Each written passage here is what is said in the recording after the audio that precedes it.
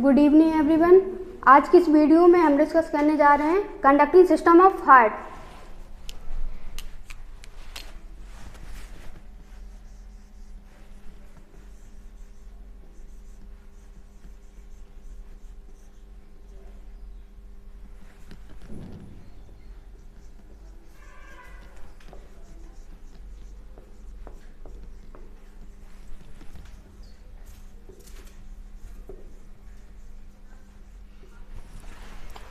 Contraction arise होने की basis पर हार्ट टू टाइप के होते हैं। फर्स्ट, न्यूरोजेनिक हार्ट,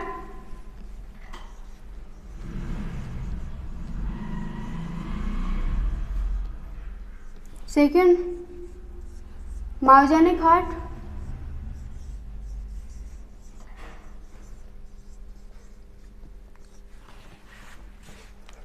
तो हम सबसे पहले न्यूरोजेनिक हार्ट का एग्जाम्पल लेते हैं।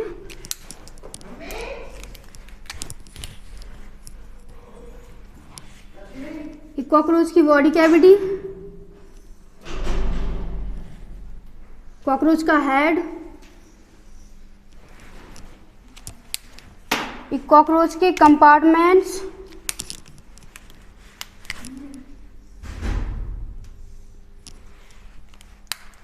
और एक कॉकरोच के 13 हार्ट।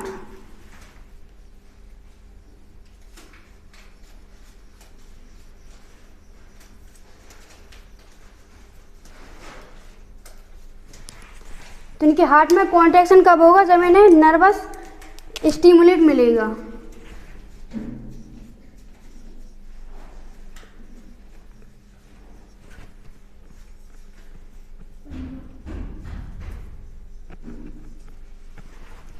तो ऐसा हार्ट जिसको कॉन्ट्रैक्शन इनिशिएट करने के लिए नर्वस सिग्नल्स की रिक्वायरमेंट होती है, ऐसे हार्ट को हम न्यूरोजेनिक हार्ट कहते हैं। एग्जाम्पल है कॉकरोच।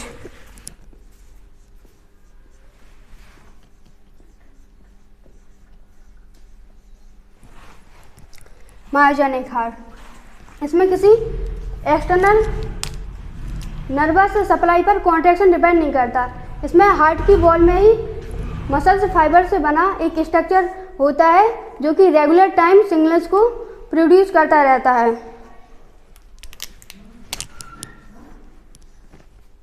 एट्रिया, वेंट्रिकल, उसकी राइट एट्रिया की वॉल में एक स्ट्रक्चर प्रेजेंट होता है SAN, साइनो एट्रियल नोड। ये हार्ट में कॉन्ट्रैक्शन इनिशिएट करता है। अब इसके बाद है मायोजेनिक हार्ट। एग्जाम्पल है कॉर्डेट,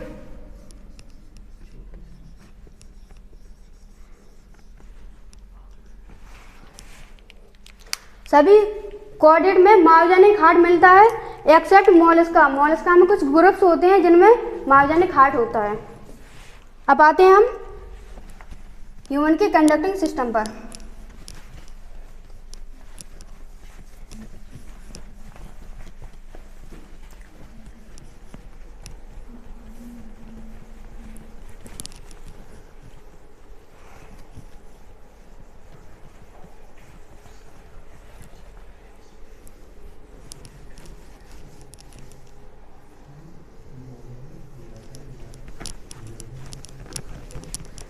हम हार्ट का स्ट्रक्चर ड्रॉ करते हैं।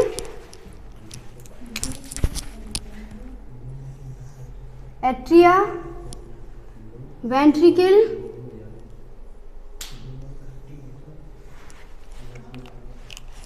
एट्रिया की थिन वॉल,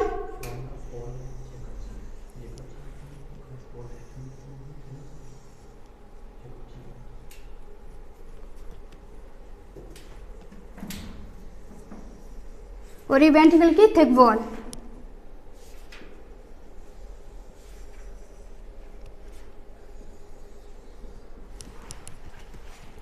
ये इंटर वेंट्रिकुलर सेप्टम,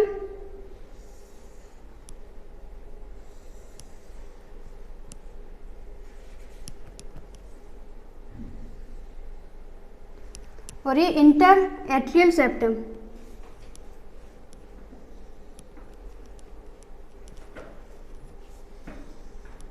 और ये यहाँ पर tricuspid and bicuspid valve.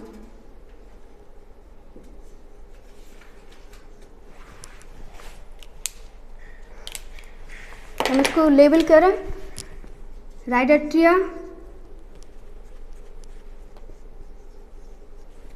Left atria, right ventricle, left ventricle. तो राइट एट्रिया की वॉल में एक स्ट्रक्चर प्रेजेंट होता है जिसे हम कहते हैं, जो कि मॉडिफाइड मसल्स फाइबर से बना एक स्ट्रक्चर होता है जिसे हम कहते हैं SAN, साइनोएट्रियल नोड। ऐसी को पेस मेकर भी कहा जाता है।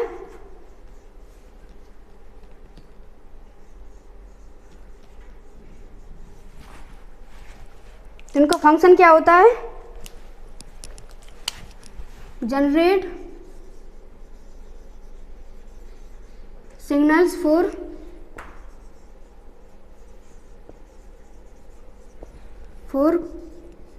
कॉन्ट्रैक्शन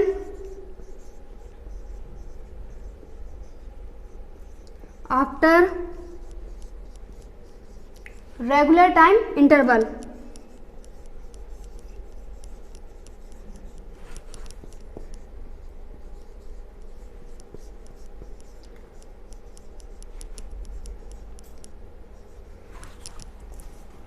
ये रेगुलर टाइम इंटरवल से SAN से सिग्नल्स को रिसीव करता है, इसलिए इसको पेसमेकर कहा जाता है, या इसी को कॉन्ट्रैक्शन सेंटर भी कहा जाता है।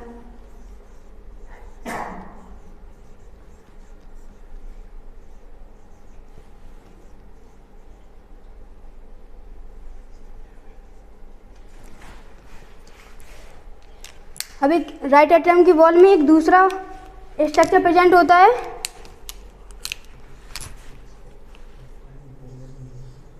जिसे हम कहते हैं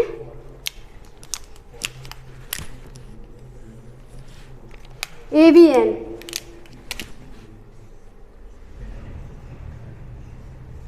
एट्रियोवेंट्रिकुलर नोड, ऐसी को पेस सेटर भी कहा जाता है।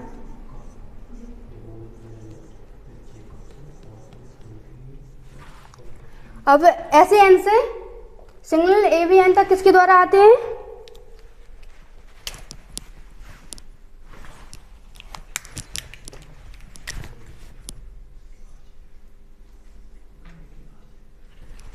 There are internodal pathways.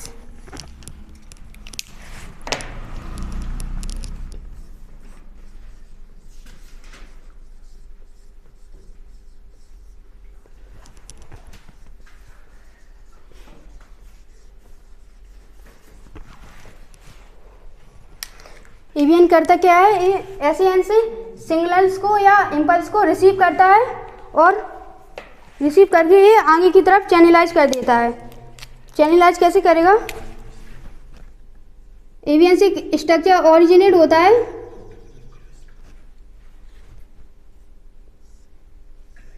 जिसे हम कहते हैं बंडल ऑफ हिस, और ये बंडल ऑफ हिस किस में एंटर कर रहा है? इंटरवेंट्रिकुलर सेप्टम में।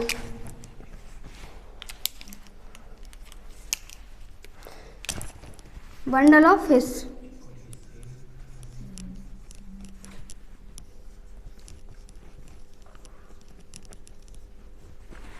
बंडल ऑफ हिस की डिस्कवरी विल्हेल्म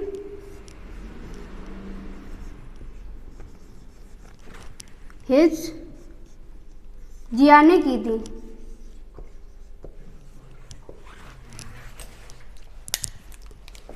और ये बंडल ऑफ हिस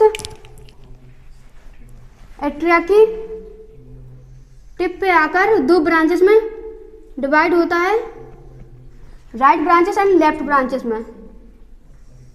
और ये वेंट्रिकल की वॉल में जाकर फाइन नेटवर्क्स का एक फाइबर बना लेता है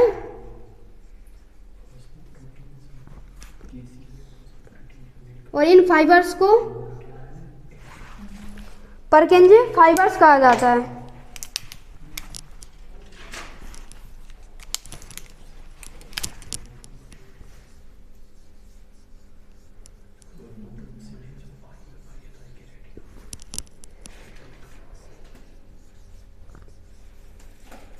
या इन परकिंजी फाइबर्स को परकिंजी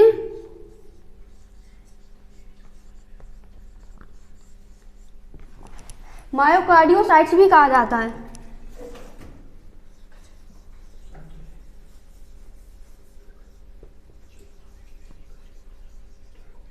और परकिंजी फाइबर्स की डिस्कवरी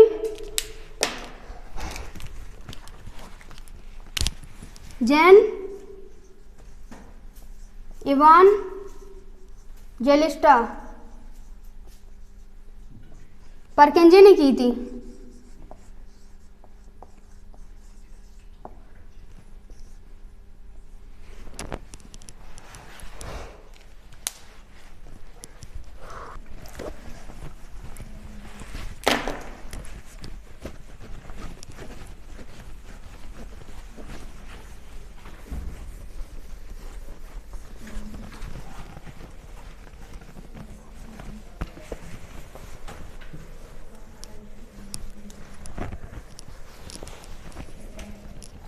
तो इसमें कॉन्ट्रैक्शन का सिग्नल्स कैसे होगा?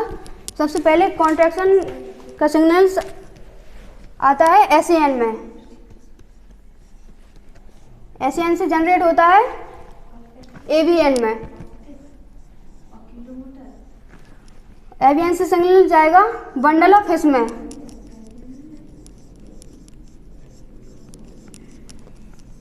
और बंडल ऑफ हिस से फाइनली किसमें जाएगा? परकिंजी फाइबर्स में।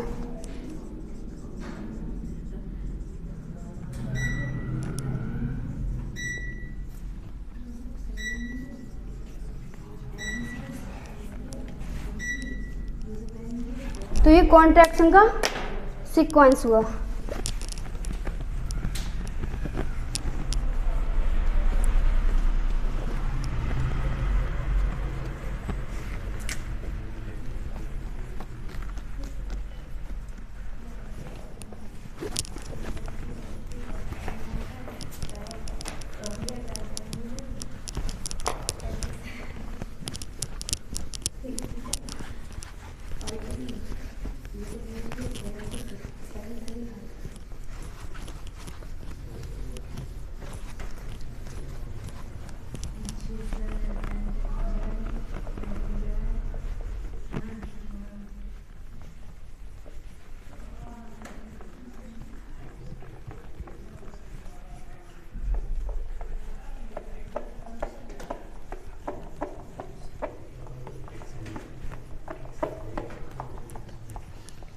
अब इसमें 3 टर्म्स हैं।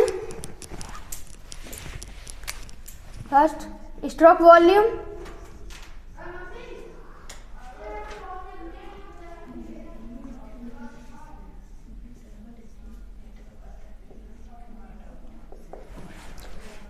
तो स्ट्रोक वॉल्यूम क्या है इसको समझने के लिए हम डायग्राम ड्रॉ कर दें। एट्रिया, वेंट्रिकल, ये इंटर वेंट्रिकुलर सेप्टम और ये इंटर एट्रियल सेप्टम। ये एट्रिया की वॉल और ये वेंट्रिकल की थिन वॉल।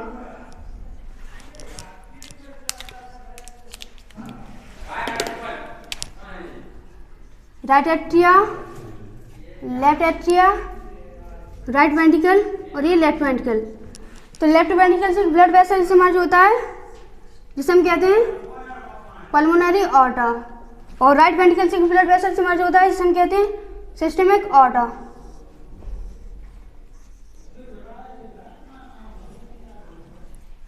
सॉरी, इसको सिस्टेमिक ऑर्टा कहते हैं और इसको राइट वेंट्रिकल से जो ब्लड वेसल से मर्ज होता है उसे हम पल्मोनरी ऑर्टा कहते हैं। तो जब वेंट्रिकल में कॉन्ट्रैक्शन होगा तो जो ब्लड यहाँ है वो इसमें एंटर करेगा और जो ब्लड यहाँ है वो पल्मोनरी में एंटर करेगा। तो जब हार्ट एक बार कॉन्टैक्ट करेगा तो लेफ्ट वेंट्रिकल से जो ब्लड का वॉल्यूम बाहर निकलता है उसे हम स्ट्रोक वॉल्यूम कहेंगे। इसकी न्यूमेरिक वैल्यू होती है stroke volume equal to 70 ml।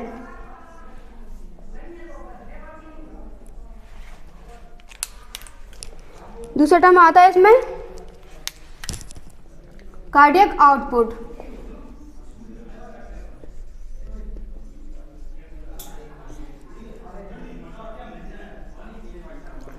Cardiac output ये इसी का ही एक्सटेंशन होता है।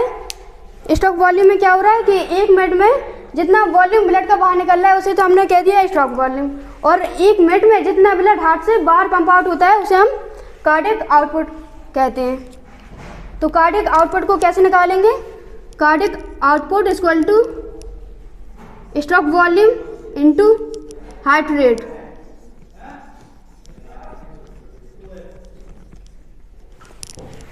तो cardiac output equal to stroke volume को हमने अभी निकाला 70,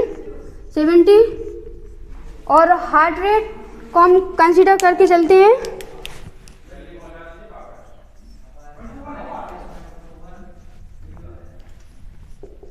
75 पर मिनट। तो यहाँ पर हार्ट रेट कितना होगा? 75। तो जो कार्डियक आउटपुट निकल के आता है हमारे पास 5 लीटर पर मिनट। तो हमारे हार्ट से 1 मिनट में लगभग 5 लीटर ब्लड बाहर की तरफ पंप आउट होता है।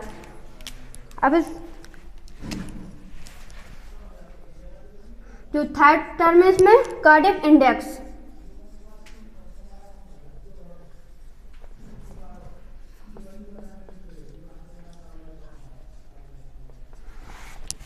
कार्डियक इंडेक्स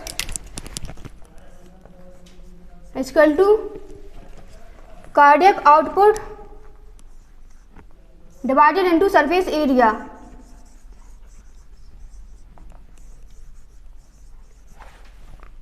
तो कार्डियक आउटपुट कितना निकला? 5,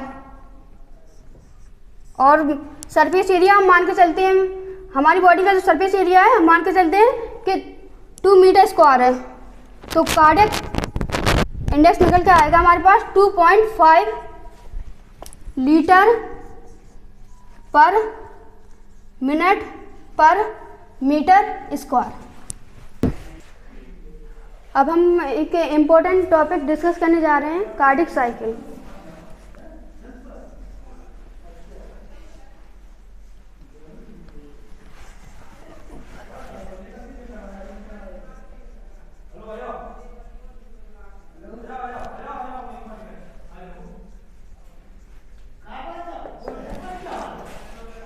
कार्डियक साइकिल में कॉन्ट्रैक्शन भी होगा, रिलैक्सेशन भी होगा, और कॉन्ट्रैक्शन चारों चैम्बर में होगा, रिलैक्सेशन भी चारों चैम्बर में होगा। तो कॉन्ट्रैक्शन को हम कहते हैं सिस्टोल और रिलैक्सेशन को हम कहते हैं डायस्टोल। तो इसमें 4 इवेंट होते हैं। First atrial diastole systole.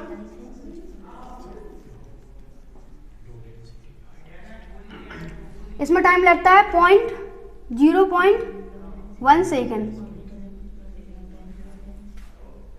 और दूसरा है एट्रियल डायस्टोल।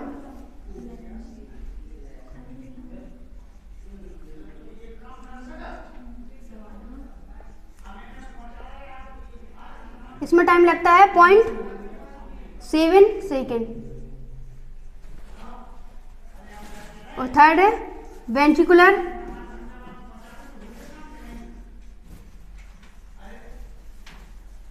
सिस्टोल। इसमें टाइम लगता है 0.3 सेकेंड। और फोर्थ है वेंट्रिकुलर डायस्टोल। इसमें टाइम लगता है 0.7 सेकेंड। जब एट्रियम में कॉन्ट्रैक्शन 0.1 सेकंड के लिए होगा तो ये एट्रियम रिलैक्स होगा 0.7 सेकंड के लिए, और जब वेंट्रिकल में कॉन्ट्रैक्शन होगा 0.3 सेकंड के लिए तो इतने टाइम में ये रिलैक्स होंगे 0.7 सेकंड के लिए। तो एक कार्डियक साइकिल का मतलब क्या हुआ कि 1 सिस्टोली 1 डायस्टोली के दौरान हार्ट में होने वाले सभी इवेंट्स को हम कार्डियक साइकिल कहते हैं। इसका ड्यूरेशन होता है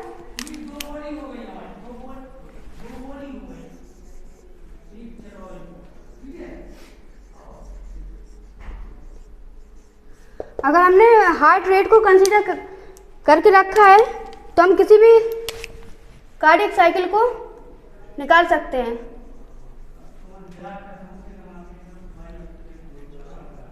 $75 पर मिनट। जब हमें हार्ट रेट हमने कंसीडर कर लिया है तो हम किसी भी कार्डियक साइकिल का ड्यूरेशन निकाल सकते हैं।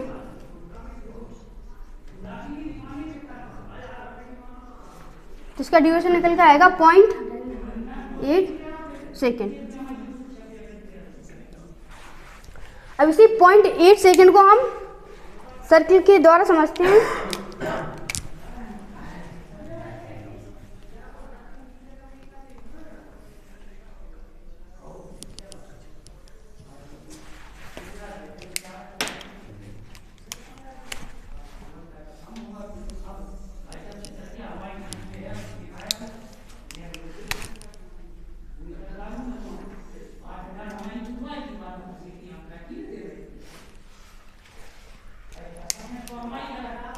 अब इस 0.8 सेकेंड को हम इस डायग्राम में समझते हैं। इसको हम पहले 0.8 सेकेंड में इसको सेगमेंट में डिवाइड करते हैं।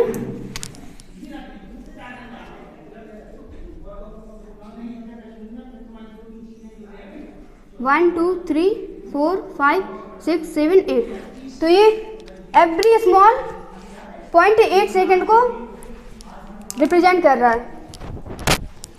जो बाहर वाला सर्किल है इसमें हम एट्रिया में होने वाले इवेंट को डिस्कस करेंगे, और जो बाहर वाला सर्किल है इसमें हम वेंट्रिकल में होने वाले इवेंट्स को डिस्कस करेंगे। मान लो ये प्रोसेस कोई एक पॉइंट से स्टार्ट होती है। सबसे पहले क्या होगा, एट्रियल सिस्टोले। इसमें टाइम कितना लग रहा है, 0.1 सेकेंड। तो यहाँ से ये प्रोसेस स्टार्ट होती है इस पॉइंट से, और ये यहाँ आकर कंप्लीट होती है। तो ये कौन सा इवेंट हुआ, एट्रियल सिस्टोल।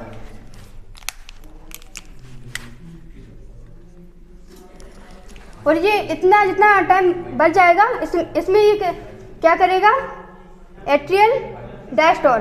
कितना टाइम लगा रहा है इसमें, 0.7 सेकेंड। तो ये एट्रियल डायस्टोल।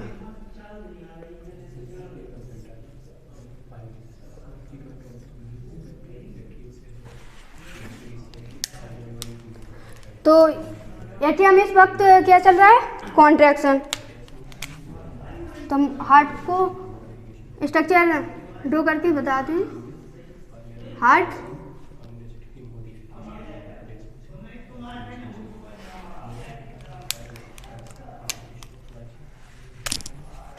इस टाइम में एट्रियम में क्या चल रहा है, कॉन्ट्रैक्शन। तो मैं एरो को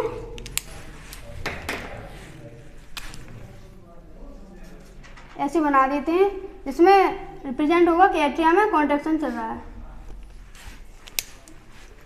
अब एट्रियम में जो ब्लड है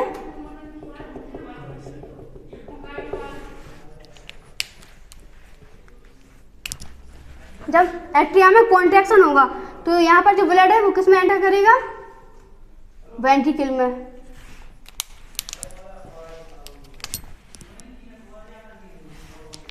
तो इस पॉइंट पर आकर ये इवेंट कंप्लीट होता है, एट्रियल सिस्टोल। तो इसी पॉइंट से एक दूसरी प्रोसेस स्टार्ट होती है। इस पॉइंट पर ये एट्रियल सिस्टोल कंप्लीट हुआ, इसी पॉइंट से एक दूसरा प्रोसेस स्टार्ट होती है जिसे हम कहते हैं वेंट्रिकुलर सिस्टोल। और बाहर वाले सर्किल में हम क्या रिप्रेजेंट कर रहे हैं, वेंट्रिकल में होने वाले इवेंट को। तो वेंट्रिकुलर सिस्टोल कितना टाइम लग रहा है 0.3 सेकेंड, और वेंट्रिकुलर डायस्टोल में कितना टाइम लग रहा है 0.7 सेकेंड। तो सबसे पहले वेंट्रिकुलर सिस्टोल में टाइम कितना लग रहा है 0.3 सेकेंड, और वेंट्रिकुलर डायस्टोल में टाइम कितना लग रहा है 5 सेकेंड। तो यहाँ से प्रोसेस स्टार्ट होती है और इनमें कॉन्ट्रैक्शन कितना टाइम चलता है 3 सेकेंड। तो 1 2 3, और ये प्रोसेस यहाँ पर स्टॉप होती है, कंप्लीट होती है। कौन सी प्रोसेस हुई? Ventricular systole.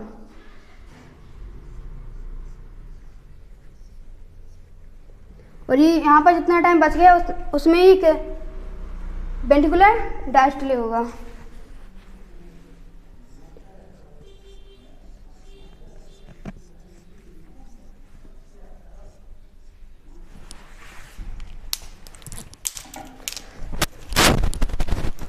तो हम हार्ट का स्ट्रक्चर ड्रॉ करते हैं जिससे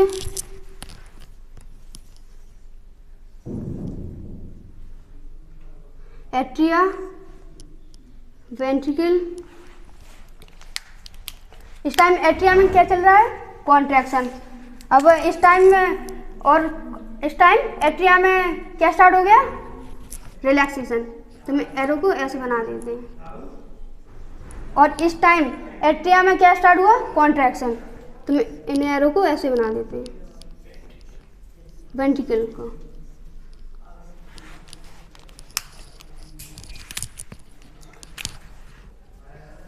जब वेंट्रिकल में कॉन्ट्रैक्शन होगा तो सबसे पहले जो काम होगा, सबसे पहले यहाँ पर जो ट्राइकस्पिड वाल्व था और बाइकस्पिड वाल्व, ये सबसे पहले क्लोज होंगे, क्योंकि जब वेंट्रिकल में कॉन्ट्रैक्शन होगा तो ये ब्लड एट्रिया में एंटर ना कर पाए।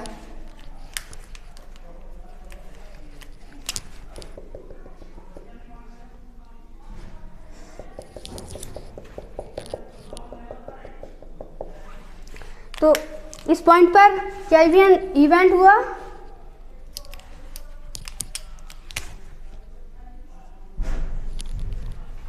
First, closure of bicuspid and tricuspid valve.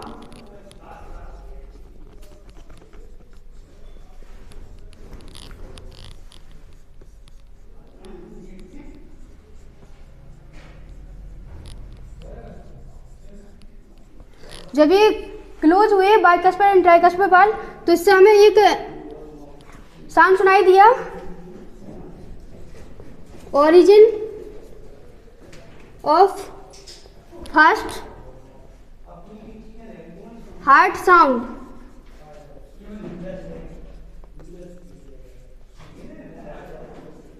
और ये कैसा होगा? लो फ्रीक्वेंसी साउंड जनरेट करेगा।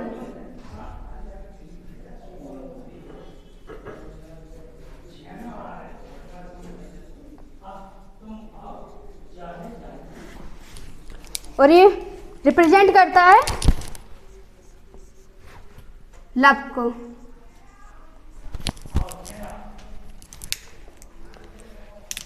तो इस प्रोसेस में क्या हो रहा था, इसी को हम आगे समझते हैं। हार्ट, एट्रिया, वेंट्रिकल,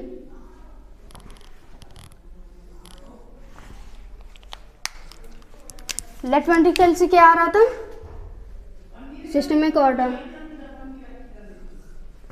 और राइट वेंट्रिकल से क्या इमर्ज हुआ था? Pulmonary order. तो जब वेंट्रिकल में कॉन्ट्रैक्शन हुआ तो जो ब्लड था, तो सबसे पहले क्या काम हुआ? ये बाइकस्पिड और ट्राइकस्पिड वाल्व क्लोज हुए, और जब यहाँ पर कॉन्ट्रैक्शन हुआ तो यहाँ पर जो ब्लड था, यहाँ पर एक प्रेशर जनरेट हुआ, जिसकी वजह से ये ब्लड पल्मोनरी ऑर्डर और सिस्टमिक ऑर्डर में एंटर कर जाता है। इस तरफ आपका सिस्टमिक ऑर्डर और ये पल्मोनरी ऑर्डर।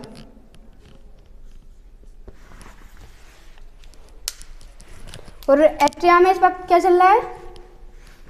रिलैक्सेशन। और वेंट्रिकल में इस टाइम क्या चल रहा है? रिलैक्सेशन।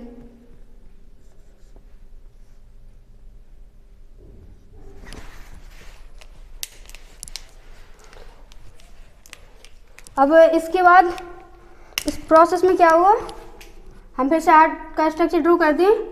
हार्ट, एट्रिया, वेंट्रिकल, ये इंटर वेंट्रिकुलर सेप्टम, ये इंटर एट्रियल सेप्टम, और ये बाइकस्पिड एंड ट्राइकस्पिड वाल्व। यहाँ से आ रहा था आपका सिस्टमिक ऑर्टा और यहाँ से आ रहा था पल्मोनरी ऑर्टा।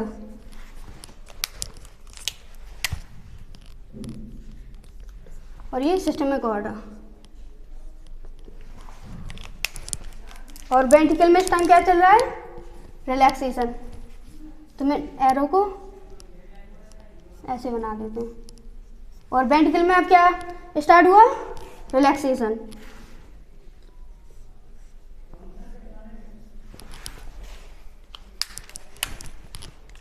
अब जो यहाँ पर जो ब्लड था वो किस में एंटर किया था, पल्मोनरी में एंड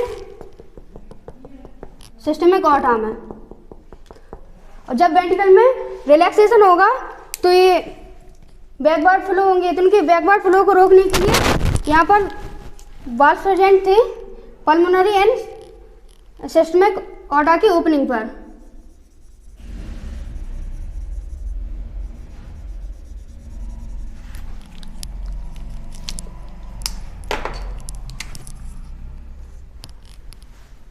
और इनका नाम था सेमिल्यूनर वाल्व।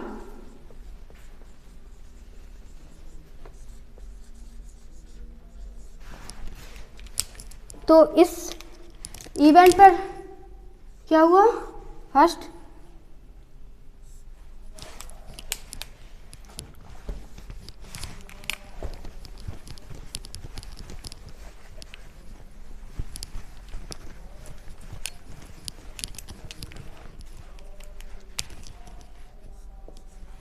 क्लोजर ऑफ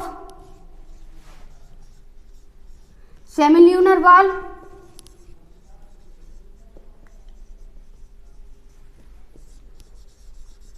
जब ये सेमिल्यूनर वाल्व क्लोज हुए तो इससे हमें दूसरा साउंड सुनाई दिया, origin of in second heart sound.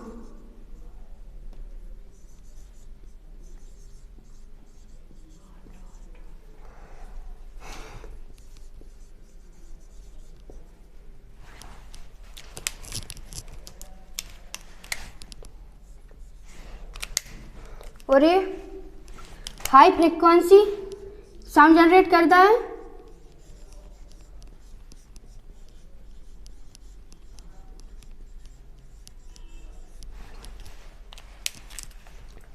और ये रिप्रेजेंट करता है डब को।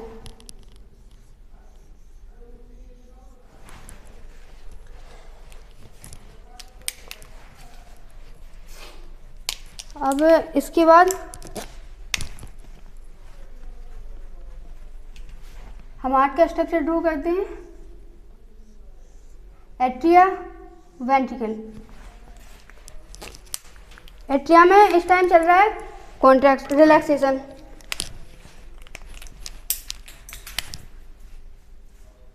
तो मैं एरो को ऐसे रिप्रेजेंट कर देते हैं। और वेंट्रिकल में भी रिलैक्सेशन चल रहा है इस टाइम। एट्रियल सिस्टोल में टाइम लग रहा है 0.1 सेकेंड और वेंट्रिकुलर सिस्टोल में टाइम लग रहा है 0.3 सेकेंड। तो इसका जो कार्डियक साइकिल का जो राइट वाला सेगमेंट है इसमें 0.4 सेकेंड पर एट्रियल सिस्टोल और वेंट्रिकुलर सिस्टोल ओवरलैप कर जाते हैं। इसको जॉइंट डायस्टोल कहा जाता है।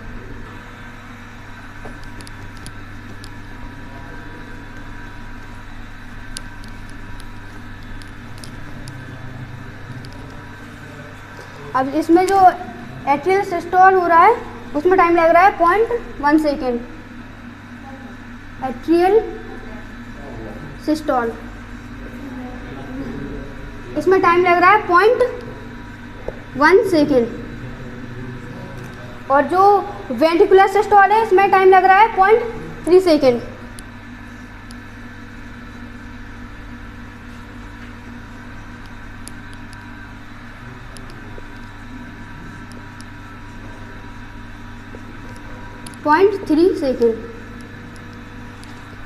अब इसका हम जो राइट वाला सेगमेंट देखते हैं तो इसमें एट्रियल सिस्टोल और वेंट्रिकुलर सिस्टोल 0.4 सेकेंड पर ओवरलैप कर जाते हैं, तो इसे जॉइंट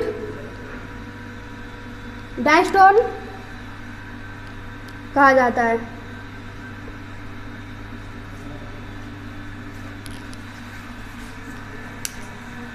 अब इसके बाद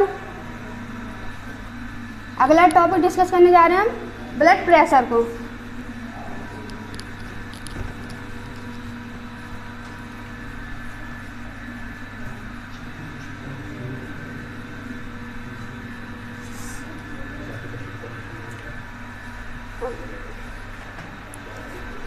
रोक दो सब, वो बैठ ही नहीं रहा। अब हम डिस्कस करने जा रहे हैं ब्लड प्रेशर।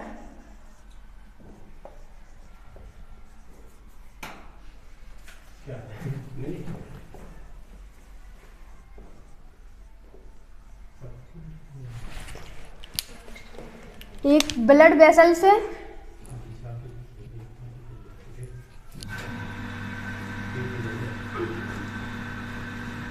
वेन आर्टरी से बनी हुई, तो इसमें ब्लड फ्लो कर रहा है इस डायरेक्शन में। तो ब्लड प्रेशर क्या होता है? ब्लड वेसल्स की वॉल में जो प्रेशर एक्सर्टेड होता है उसे हम ब्लड प्रेशर कहते हैं। अब नॉर्मल ब्लड प्रेशर कितना होता है?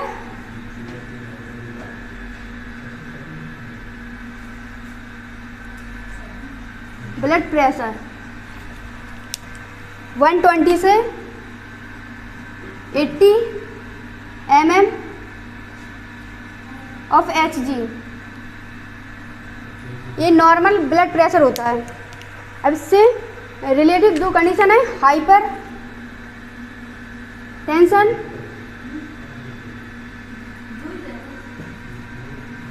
And hypotension.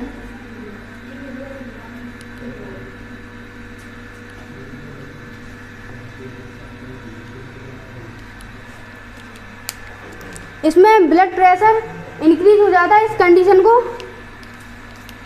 हाइपरटेंशन कहा जाता है। ब्लड प्रेशर अबव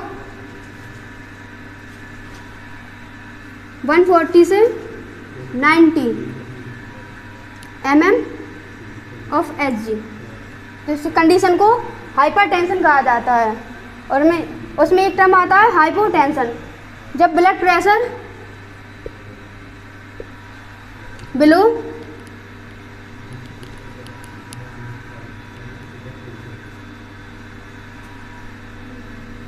90 से 60 mm ऑफ Hg, तो इस कंडीशन को हाइपोटेंशन कहा जाता है। ब्लड प्रेशर को मेजरमेंट करने वाले यंत्र को स्फेगो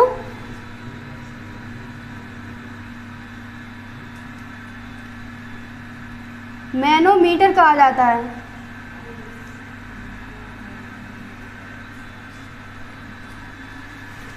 सर्वप्रथम ब्लड प्रेशर को एस हेल्स ने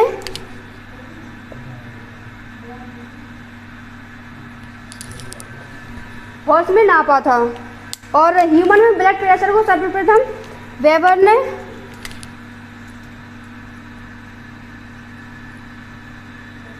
मेजरमेंट किया था। स्फेगो मैनोमीटर का इन्वेंशन रिवा रॉकी ने किया था।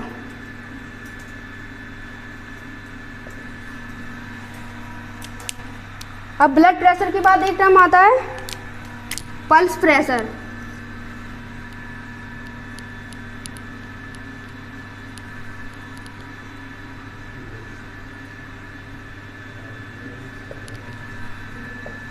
तो पल्स प्रेशर क्या होता है?